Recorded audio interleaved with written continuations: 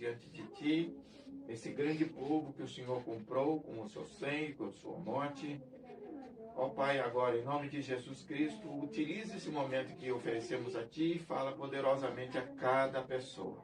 Responde as perguntas, assim como o Senhor tem prometido. Senhor, seja conosco, em nome de Jesus. Amém. Isaías é chamado de o profeta messiânico, porque ele falou, foi o do Velho Testamento, o profeta, que mais falou a respeito de Jesus, né? Yeshua, e do que ele haveria de fazer.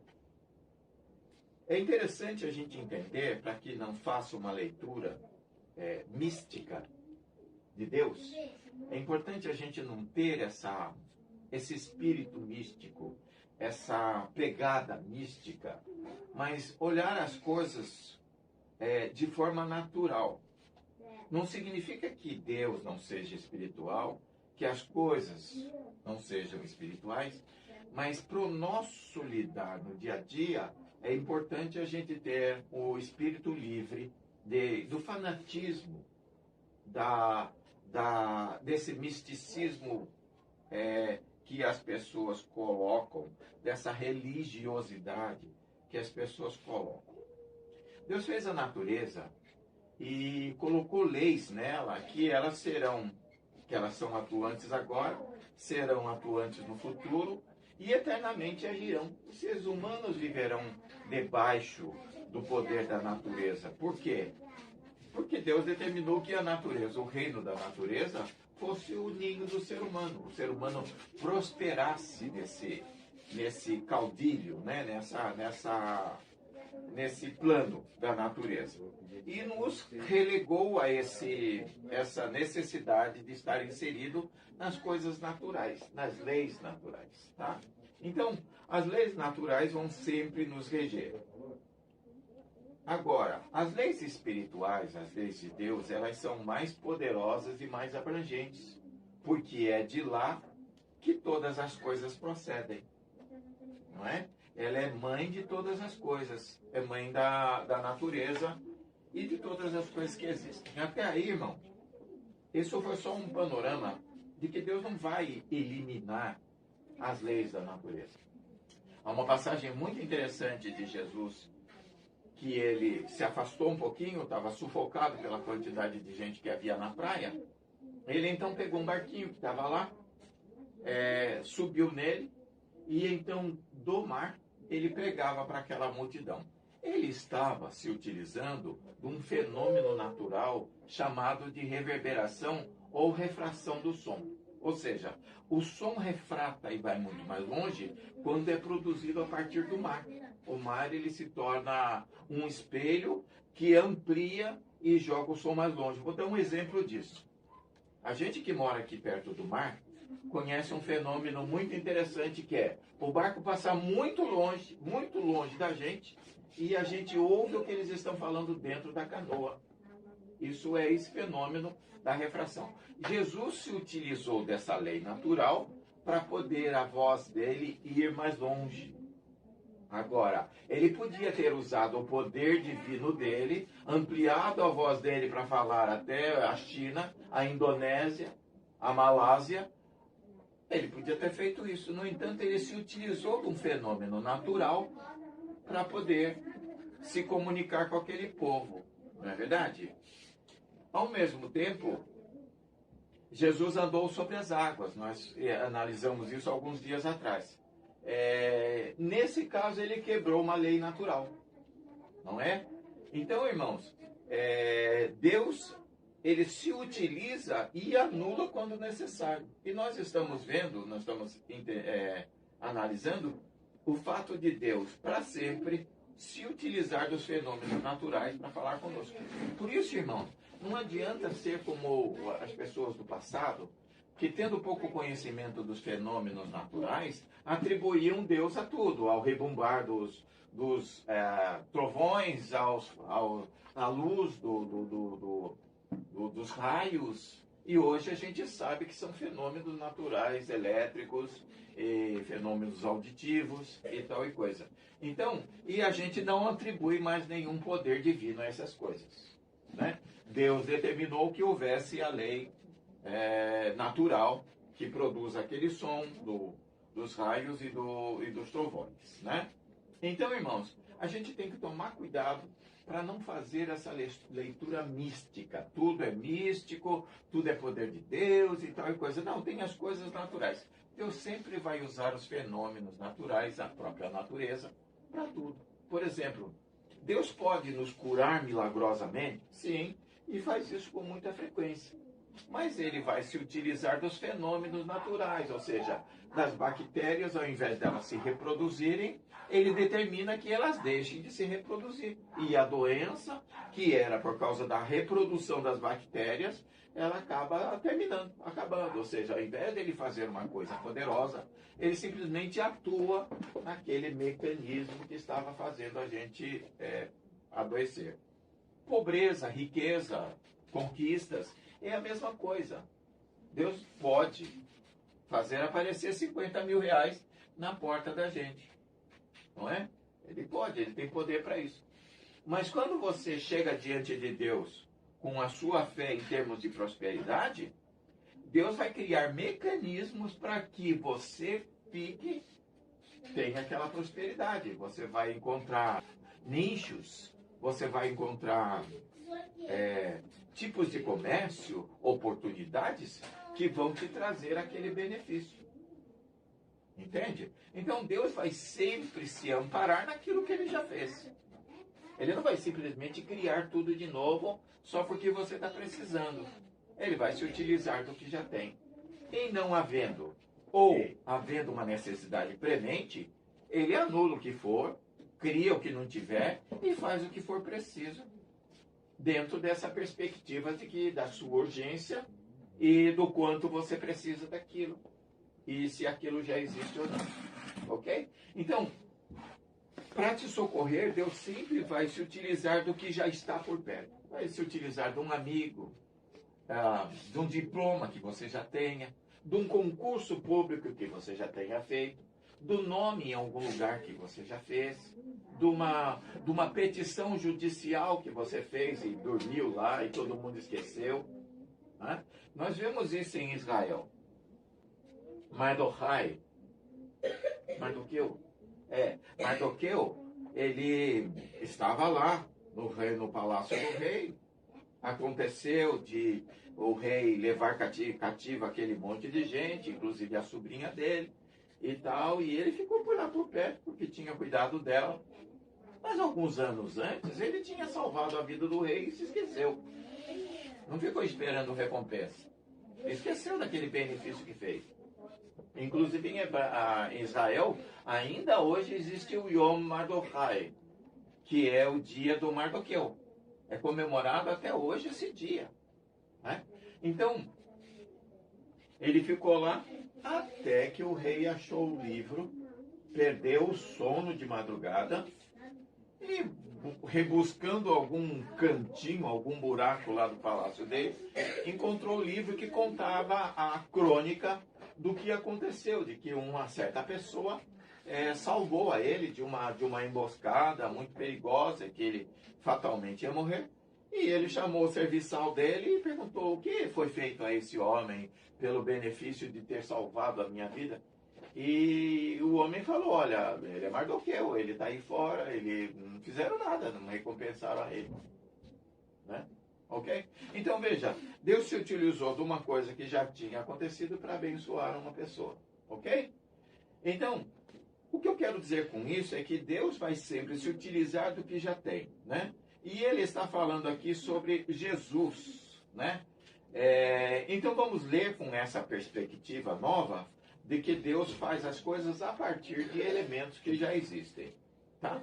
O ser humano está aqui, dominando o seu reino, está muito bom. Deus está satisfeito com a humanidade no geral. Né? No geral, algumas pessoas ele não está satisfeito, mas como tudo está dentro do plano traçado por ele, nada saiu ainda do controle, ele então está relevando as coisas. O Senhor Deus diz: aqui está o meu servo a quem eu fortaleço e o meu escolhido que me traz muita alegria ao coração. Eu pus nele o meu espírito e ele anunciará a minha vontade a todos os povos. O que o meu preâmbulo, a minha abertura tem a ver com isso? Olha, Deus ele tinha e tem um plano de ser conhecido pelo ser humano e que o ser humano dócil, de forma dócil, o siga. Siga o que ele está pregando, siga o que ele está ensinando. Deus não quer uma ruptura absoluta. Ele quer ir ensinando e encaminhando os seres humanos. E ele então se utilizou da segunda pessoa dele, que é Jesus, para esse papel. Ele fez. É como se Deus fizesse uma aliança e cada aliança ele se utilizasse de uma pessoa específica dele. Quando ele falou com Adão, ele falou como Yahvé, que a gente chama de Adonai, ou Deus, né? Era o próprio Jeová que estava lá com ele, falando com Adão. Essa aliança foi fechada com Adonai, com o próprio Deus. Deus fechou essa aliança com Adão. Quando ele foi falar com a humanidade em geral, nós, Goim, povos, ele então se utilizou da segunda pessoa dele, que é Jesus Cristo. Ou seja, para que ele não quebrasse a sua aliança com Israel, ele se utilizou da outra pessoa dele para fazer uma aliança conosco, né? Vindo ali com Israel. E em terceiro lugar, ele fechou uma aliança conosco, que tem o arco-íris como símbolo, com o Espírito Santo cuidando da gente, os estrangeiros, do nosso entendimento. Ou seja, o Espírito Santo que fez uma aliança conosco lá no dia de Pentecostes, de que ele viria e ensinaria e traria esse Espírito para nós, ele passou a ser o nosso tutor. Ou seja, Deus era o tutor, Jeová, Yahvé, era o tutor da aliança que fez com Israel, até Jesus. Jesus assumiu dali para frente, terminou a obra de Jeová, e então o Espírito Santo passou a trabalhar conosco, gente. Tá? Como se ele tivesse sendo nosso pastor. Então, irmãos, veja bem, por quê? Porque ele queria que fosse anunciada a vontade dele. Analisando qual é a vontade de Deus, a vontade de Deus é que nós aprendamos como o reino de Deus se comporta. Como é que os seres que vivem no reino de Deus, eles são entre si? A harmonia, o respeito e o amor entre eles é muito grande. Houve uma sublevação, houve uma ruptura feita por Satanás lá no início da história, e essas pessoas que queriam, pessoas entre aspas, né? Esses seres que queriam uma coisa diferente da proposta que Deus tinha para o reino dele, acabaram saindo de lá, foram expulsos de lá, e acabaram criando o seu reino paralelo em algum lugar por aí, não é? Então, mas lá no céu continuou aquela ideia que Deus tem de como conduzir e se conduzir, ok? Como é que é o reino dos céus? O reino dos céus, ele é baseado, acima de tudo, em amor, respeito e liberdade. Parece que não, mas Deus ama a liberdade. Ele ama tanto a liberdade que ele ofereceu para todos os seres que existem liberdade. Qualquer animal consegue, a não ser nas barreiras naturais. Ou seja, se ele é da água, ele não pode sair para a terra, né? Se ele é do céu, não pode entrar dentro da água, e se ele vai ter que voltar. Não é? Em algum momento, senão ele morre. Mas a não ser essas barreiras naturais, qualquer animal é livre para ir para qualquer lugar, dentro do reino dele, dentro do espaço dele, vendo essas limitações de água, terra e tal e coisa, né? Então, os anjos também eram livres, são livres. Essa história de que os anjos vinham o dia todo dizendo glória, aleluia, aleluia, aleluia, isso é uma metáfora, é um entendimento. Os anjos são seres pensantes, inteligentes, racionais, capazes e cheios de vontade. Vontade própria, de personalidade. Né? Então, e a gente vê isso quando Deus fala sobre alguns anjos. Mas o que nos mostra que os anjos têm vontade própria e personalidade é só analisar os demônios. Todos os demônios um dia foram anjos. Né? A palavra anjo em hebraico é melech. E melech significa rei, poder, poderio, capacidade e força. Então, quando Deus fala os anjos de Deus, ele fala os poderes de Deus, os reis de Deus, em hebraico. Entende? Então, não tem uma palavra específica, obrigado, não tem uma palavra específica para anjo, anjo. A palavra que nós usamos chamada de anjo vem do latim, do grego, agelos. Aí ele já é um nome específico para aquela entidade, com asa, negócio em cima, que voa e representa Deus. Que a gente imagina que seja assim, né? E não é. Então, o grego, a partir da sua tendência de iconizar tudo, a palavra ícone vem do grego, que significa representante, né? Ícone. Então, com a sua capacidade de iconizar tudo, quando pegou aquele nome em hebraico, Melech, né? Ele disse, legal, vou dar um nome próprio para ele, chamou de Agelo, né? Ok? Mas em hebraico ele significa apenas poder. Agora imagina, esses poderes, entre aspas, eram demônios, eram anjos que um dia se libertaram daquela, entre aspas, prisão de Deus. Deus aprisionava eles. Dizia, não, vocês têm que ser igual a mim, lindo e maravilhoso. E os anjos disseram, eu não penso assim, vou sair fora. E saíram fora. Essa é a história dos anjos. Essa é a história de Adão. Adão estava bem com Deus lá. Um dia Deus falou, aquilo eu não quero que você faça, eu quero que faça daquele jeito. Aí ele falou, não vou fazer, e acabou, e se separou de Deus. A história de se separar com Deus está na vida de tudo que Deus criou. Tudo que pensa, tudo que é racional, um dia decidiu ficar ou não com Deus. Isso é liberdade, né? Então, qual foi o plano de Deus? O plano de Deus é pregar que, a despeito de ser livre, o ser humano, por amor, deveria voltar para Deus. Então você veja, é aqui Deus dizendo, eu tenho um plano para a raça humana. Veja bem, assim diz Deus, aqui está o meu servo. A palavra servo em hebraico não significa necessariamente escravo. Dolos, em grego é dolos. Dolos em grego, apesar de em hebraico ser outra coisa, dolos em grego significa funcionário. Funcionário, empregado e escravo também. Né? Mas não era necessariamente apenas escravo, mas funcionário. Qualquer pessoa pago, qualquer pessoa que servia você de alguma forma, em grego era chamada de doblos. Né? Então veja bem, aqui está o meu dovlos, a quem eu fortaleço. A palavra fortaleço é dunamis, no grego, que significa eu dou capacidade, eu capacito, né? Então veja, aqui está o meu enviado, o meu servidor, a quem eu dou capacidade, aquele que eu ungi, a palavra ungido em hebraico é Messiach, né? Que a gente chama de Messias, né?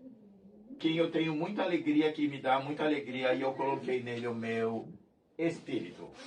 Irmãos, eu quero que vocês parem para pensar na palavra espírito. Aqui está com E maiúsculo. Espírito com E maiúsculo é Espírito Santo, que em hebraico é Ruach HaKadosh. O que é Ruach? Ruach é assopro, tosse, respiro, vento, ar, Ruach, né?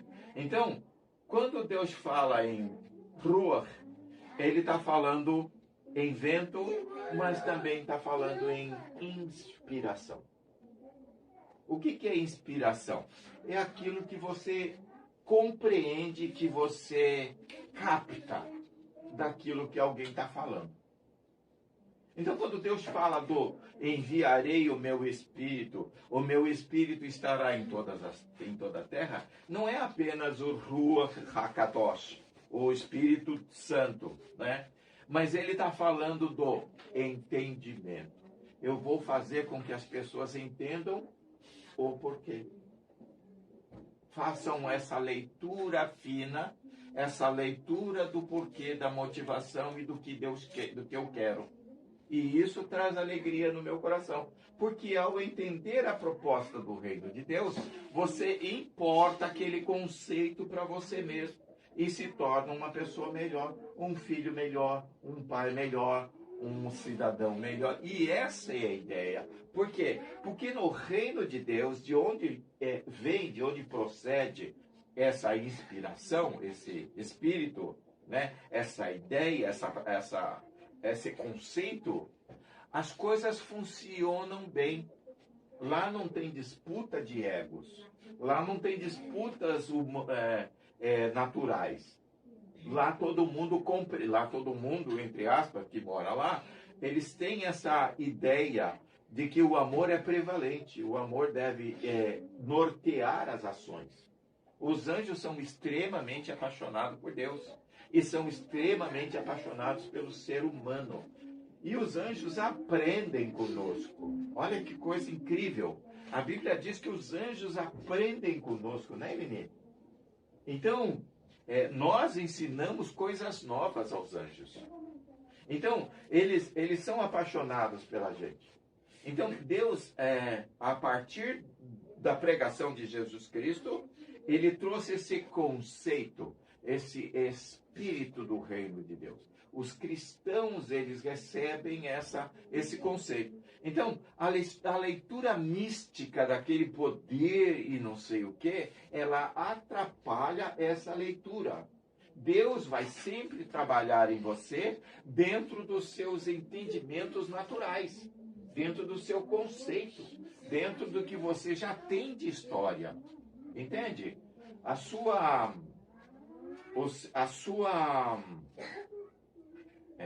O seu meio, as pessoas que o cercam, a sua cultura, ela vai ser sempre utilizada por Deus para que ele fale conforme o seu linguajar. Veja bem, quem fala, fala na sua cultura. Quem ouve, ouve na cultura dela. Então, muitas vezes é necessário você atualizar a sua cultura para poder se comunicar com uma pessoa de uma outra cultura. Nós, os seres humanos, temos a nossa cultura humana e Deus tem a cultura divina dele. Os anjos têm a cultura do céu. Essa cultura, ela é muito diferente. Então, a oração de Jesus é que venha a nós o teu reino. Ou seja, que o conceito que permeia todo ser do céu esteja no nosso meio, permeando, conduzindo a nossa maneira de pensar. É isso que isso significa. Essa leitura não mística de quem é Deus é muito importante para que a gente possa transportar isso para o nosso dia a dia. E Jesus que é isso, veja bem, ó. E ele não clamará, não gritará, né? E ele anunciará a minha vontade a todos os povos. Ele não esmagará o galho que está quebrado e nem apagará a luz que fraqueja. É isso que está escrito em hebraico. Então, o que significa isso? Significa que Jesus não ia quebrar nenhuma cultura, que não ia mudar as pessoas, mas o seu conceito de pessoa e como se relacionar com outra pessoa permeado com esse conceito de Deus. Ou seja, Deus ia inserir mansamente esse conceito para que as pessoas se relacionassem melhor consigo próprias, entre si e com a divindade. O conceito místico, ela não tem utilidade. Qual é o conceito místico que a gente tem a respeito de Deus? Que Deus é muito grande, muito no céu, muito poderoso, e a gente é muito verme, muito pequeno, muito inútil, muito nada. Isso não é verdade. Jesus não morreu por nada. Jesus não morreu por gente que não servia para nada. Ele morreu por pessoas muito importantes, amigos muito importantes. É o que nós fazemos por pessoas importantes. A gente pode arriscar a vida por pessoas muito queridas. Um filho, um pai, uma mãe, um irmão, um amigo, muito chegado. Mas a gente não sai dando a vida por qualquer um aí. Ah, tem lá um cara lá, um bebum lá que está batendo no cara, os caras são colegas lá, estão trocando. Aí a gente vai lá e pronto, dá a vida para aquele pessoa que nem conhece. Isso é uma bobagem, isso é uma tolice. Se Jesus trocou a sua existência por alguém, essa pessoa era mais importante do que a vida dele. Não é assim que se pensa? Um filho, quando você se atira na frente de um leão para salvar ele, você considera a vida do seu filho melhor, mais importante do que a sua. De outra forma, não faz. Porque o senso de sobrevivência que todo ser vivo tem, não vai permitir, não vai deixar. A menos que haja alguma coisa muito maior do que o nosso senso de autopreservação. Que ele é da natureza. A natureza se autopreserva. A gente vai fazer de tudo para sobreviver. É senso de autopreservação.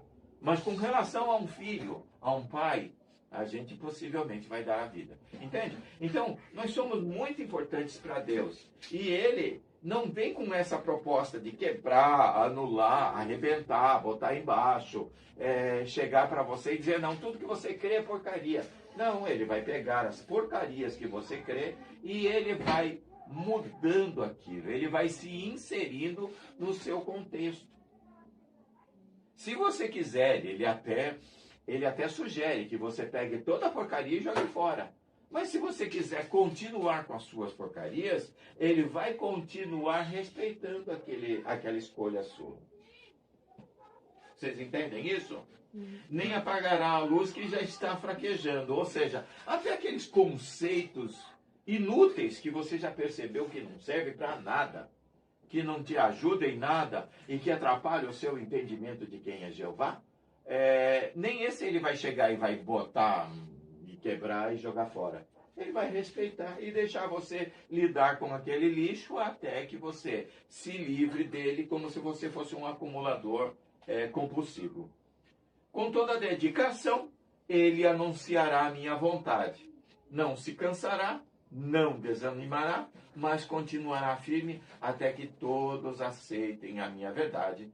E as nações diante deles estão esperando por receber os meus ensinamentos. Tá? Então, irmãos, essa é uma tradução livre aqui, para que vocês possam entender qual era a ideia de Deus. A ideia de Deus com relação à sua vida é trazer você para o conceito de Deus sem forçação de barra. Sabe esse negócio de não vem por amor, vem pela dor? Isso é uma mentira, isso é uma bobagem, isso é uma coisa sem sentido. Eu costumo dizer o seguinte: digamos que você tem uma pessoa que você é apaixonado ou apaixonada. E você é uma pessoa muito, muito bem de vida, tem o seu castelo, tem lá o seu Porsche, tem o seu cavalo de manga larga, né? Cavalo manga larga, tem lá o seu gado importado da Holanda. É riquíssimo. E tem uma pobretona lá, mais linda. E você lá, vai lá e pega ela na marra e leva para o seu castelo. E dá uma vida de princesa para aquela moça. Sabe como é que chama isso? Sequestro, cárcere privado e estupro. Aí você pega uma cadeia danada, a despeito do seu dinheiro e tudo. Por quê? Porque o amor não consentido. Um amor não querido. Amor de uma via só, de um lado só. Deus não pega um ser humano e leva para o lindo castelo dele. Isso seria estupro, igual da mesma forma. Levar uma pessoa para o céu que não queira e não goste da proposta de Deus seria um rápido estupro. Uma pessoa não gosta de Deus, não gosta da proposta dele e vai ser transportada na marra. para viver uma linda vida de céu. Aonde que vai ser linda a vida de céu? Vai ser um inferno para ele. Ele gosta de Satanás, ele gosta do diabo, ele gosta da mentira, do roubo. Vai chegar num lugar que todo mundo é honesto, decente, bom, justo e tranquilo e é com aquela cara de bobo assim. Isso vai ser uma desgraça para ele. Entende? Então, essa história eu costumo dizer, não se sustenta, é uma bobagem. Ok, gente? Então, veja, entenda bem qual é a proposta do reino de Deus para a sua vida. Jesus quer salvar você das bobagens que você faz, das ideias bobas que você tem, do conceito que você tem de vida. A vida é uma droga, melhor eu morrer. Tá, morrer para ir para onde? Deus quer traduzir isso na linguagem de como ele entende, porque Deus é um ser vivo. Entenda bem, Deus tem vida. Deus é um ser vivo. E ele sabe viver. Ele viveu trilhões de anos. Então, quando ele fala de como se deve viver, ele já sabe como é que faz. Essa é a ideia. Então, quando você transporta o conceito de Deus, deixando ele trabalhar em você, deixando ele te sugerir novas maneiras de lidar, principalmente com a vida, fica mais fácil. Fica muito mais fácil. Porque não é apenas o seu pensamento que voga. O diabo também sabota o seu modo de pensar. E você tem que tomar cuidado com isso. A maneira como nós, seres humanos, vemos as coisas é um pouco do que eu aprendo com as pessoas que me rodeiam, um pouco do que o diabo me ensina e um pouco do que eu imagino que seja. Essa mistura de ideias, ela não dá certo. Ela não funciona. Então, quando Deus vem, entra na minha vida e coloca o conceito dele de como administrar essa visão, as coisas ficam mais fáceis. E esta é a proposta de Deus.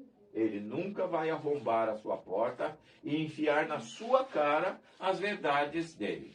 Ok? Então, irmãos, eu gostaria de dizer para vocês que a proposta de Deus, não é? Através de Jesus Cristo, era te dar uma perspectiva nova sobre como é o reino de Deus e como transportar isso para a sua vida. Amém, irmãos? Deus abençoe em nome de Jesus. Para terminar. Agora.